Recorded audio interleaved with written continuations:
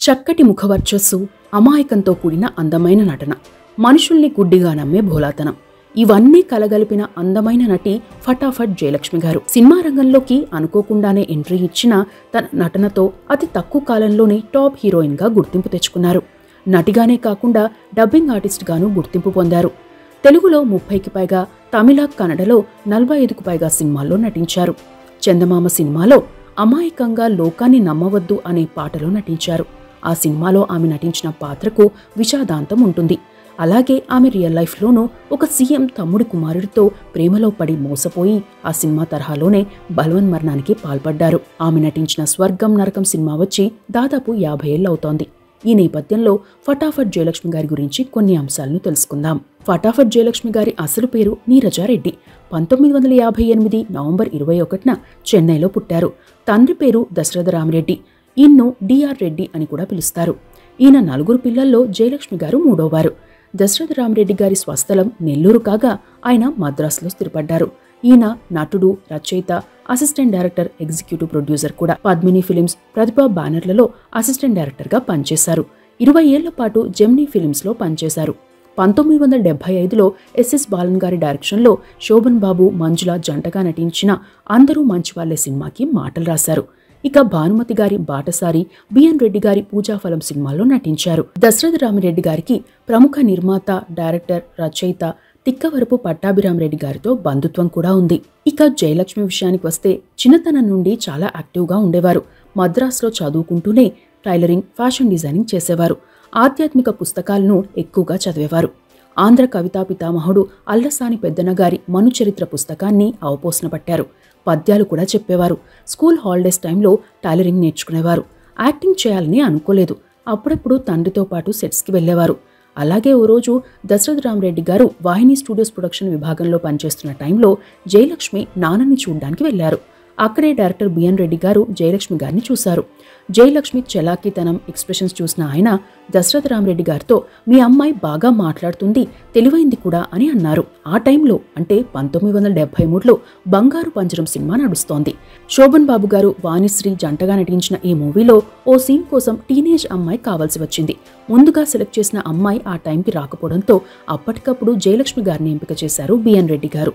అదే జయలక్ష్మి గారి మొదటి సినిమా. ఆ సినిమాలో ఓ సీన్లో వాణిశ్రీ శోభన్ బాబు నుండి వేరవుతుంది. రైల్లో ప్రయాణిస్తూ ఏడుస్తుంది. ఆ సీన్లోనే ఓ అంధురాలు తన 12 ఏళ్ల మనోరాలతో కలిసి తుమ్మెద తుమ్మెద పాయరాతి తుమ్మెద అనే పాట పాడుతుంది. ఆ సీన్లో నటించారు జయలక్ష్మి గారు. ఆ సినిమా టైంలోనే జయలక్ష్మి గారి నటనను చూసిన వాణిశ్రీ గారు కూడా ఈ అమ్మాయి చాలా మంచి నటి అవుతుందని ప్రశంసించారు కూడా. ఇక బిఎన్ రెడ్డి గారి చివరి సినిమా కూడా ఇదే. ఆ సినిమా షూటింగ్ టైంలో డైరెక్టర్ కమ్ ప్రొడ్యూసర్ నాగరాజు గారు వాహిని స్టూడియోస్కి వచ్చిన టైంలో బిఎన్ రెడ్డి గారు జయలక్ష్మి గారిని చూపిస్తూ మన సినిమాలో అంధురాలిగా నటిస్తుంది ఈ అమ్మాయే అని చెప్పారట. దీంతో నాగరాజు గారు ఇంత అందమైన అమ్మాయిని మేకప్తో బిచ్చగత్తగా మార్చేశారని కామెంట్ చేశారట. ఆ తరువాత కొన్నాళ్లకు ఇద్దరు అమ్మాయిలతో అనే సినిమాలో ఛాన్స్ వచ్చింది. ఎస్ఆర్ పుట్టన్న కనగల్ డైరెక్షన్లో అక్కినేని నాగేశ్వరరావు గారు డ్యూయల్ రోల్లో నటించగా శోభన్ బాబు గారు, వాణిశ్రీ గారు, ఎస్వి రంగారావు గారు నటించారు. ఈ మూవీలో జయలక్ష్మి గారు అక్కినేని నాగేశ్వరరావు చెల్లెలుగా కనిపించారు. ఆమె పూర్తి స్థాయిలో నటించిన సినిమా ఇదే. అదే ఏడాది మలయాళంలో ఏ విన్సెంట్ డైరెక్షన్లో వచ్చిన తీర్థయాత్రలో పార్వతీ కుట్టిగా నటించారు. ఆ సినిమాలో స్క్రీన్ నేమ్ సుప్రియ అని ఉంటుంది. తన తొలి సినిమాతోనే మలయాళంలో మంచి గుర్తింపు తెచ్చుకున్నారు. అంతకుముందు తెలుగులో చేసిన ఇద్దరు అమ్మాయిలతో సినిమానే మలయాళంలో 1973లో ఇదు మయుష్యనో పేరుతో వచ్చింది. ఆ మూవీలోనూ ప్రధాన పాత్ర పోషించారు. అయితే అదే ఏడాది కెఎస్ రామరెడ్డి గారి డైరెక్షన్లో కృష్ణంరాజు గారు, శారద జంటగా నటించిన అభిమానవంతులు సినిమాలో నటించారు. ఎస్వి రంగారావు గారు, రాజుబాబు, కృష్ణంరాజు గారు, శారద, అంజలీదేవి, రమాప్రభ తదితరులు నటించిన ఈ మూవీ కూడా హిట్ అయింది. మలయాళంలో దర్శనం సినిమాలో నటించారు. ఇక జయలక్ష్మి గారికి మరోసారి అత్యంత గుర్తింపు తెచ్చిన సినిమా ఓవల్ ఓరు తోడర్ కదే. తమిళంలో జయలక్ష్మి ఫస్ట్ సినిమా కూడా ఇదే. ఈ మూవీనే 1976లో అంతులేని కథగా రీమేక్ అయింది. కె బాలచందర్ గారి డైరెక్షన్లో వచ్చిన ఓవల్ ఓరు తోడర్ కదే సినిమాలో కమల్ హాసన్, విజయ్ కుమార్, సుప్రియ తదితరులు నటించగా అంతులేని కథలో రజనీకాంత్, జయప్రద, సుప్రియ తదితరులతో కలిసి నటించారు. ఆ చిత్రంలో ఆమె హీరోయిన్ స్నేహితురాలి పాత్ర ధరించింది.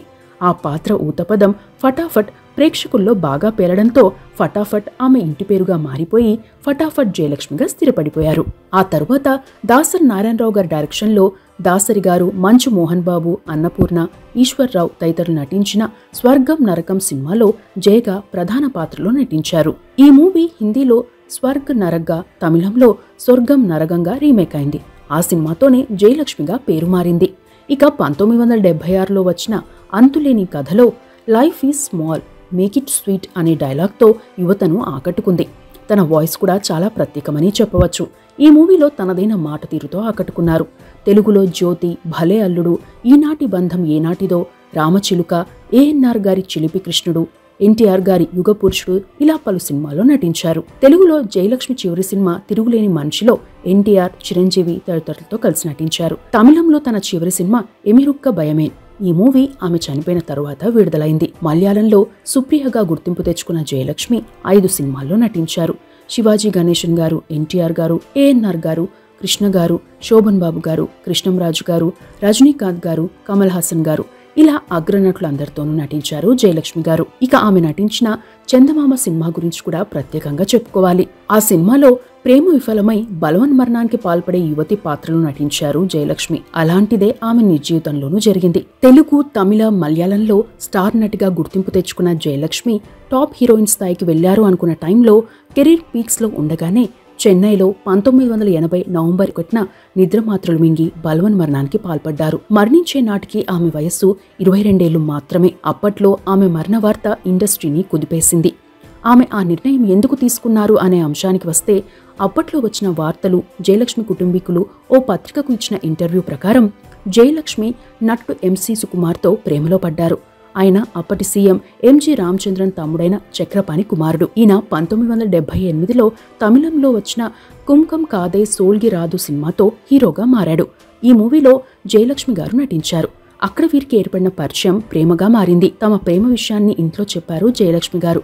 దీంతో సీఎం సొంత బ్రదర్ కొడుకుతో ప్రేమ పెళ్లి అంటే జయలక్ష్మి వాళ్ళ పేరెంట్స్ భయపడ్డారు. అయితే సుకుమార్ వీరిని ఒప్పించారు. దీంతో ఇరు కుటుంబాలు ఒప్పుకున్నాయి.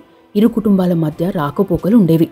కానీ పెళ్లి ఎప్పటికప్పుడు వాయిదా పడుతూ వస్తుండడం జయలక్ష్మి గారిని చాలా బాధపెట్టిన అంశమని చెబుతారు. అంతేకాకుండా పెళ్లయ్యాక సినిమాల్లో నటించకూడదని కండిషన్స్ పెట్టారని, అందుకే జయలక్ష్మి గారు డైరెక్ట్గా ఆ విషయం బయటకు చెప్పలేక తనకు అనారోగ్యం కారణంగా తాను ఇక సినిమాల్లో నటించబోనని ప్రకటించారని చెబుతారు.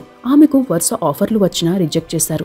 కనీసం డబ్బింగ్ ఆఫర్లను కూడా ఒప్పుకోలేదు. వ్యక్తిగత జీవితం, కుటుంబ జీవితం ముఖ్యమనే ఉద్దేశంతోనే కెరీర్ని వదిలేసుకునేందుకు సిద్ధమయ్యారని ప్రచారం జరిగింది. అయితే అంతా సవ్యంగా ఉంది అనుకున్న టైంలో ఆమె చెన్నైలో బలవన్మరణానికి పాల్పడడం అందరినీ షాక్కి గురిచేసింది.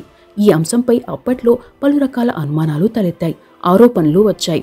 ఇక జయలక్ష్మి గారి తండ్రి అప్పట్లో ఇచ్చిన ఓ ఇంటర్వ్యూలో మాట్లాడుతూ, తన కుమార్తె చనిపోయిన బాధ ఓవైపు ఉంటే అవతలి కుటుంబం అంటే సుకుమార్ కుటుంబం కనీసం బాధను వ్యక్తం చేయకపోవడం, రాకపోవడం మరింత బాధించిందని, తన కుమార్తె ఎవరితో వివాదాలు పెట్టుకునేది కాదని, చాలా పాజిటివ్గా రియాక్ట్ అయ్యేదని కన్నీటి పర్యంతమయ్యారు. మరో విషయం ఏంటంటే, అంతకు ముందే ఆమె 2 సార్లు నిద్రమాత్రలు మింగిన వార్త కూడా అప్పుడే బయటకు వచ్చింది.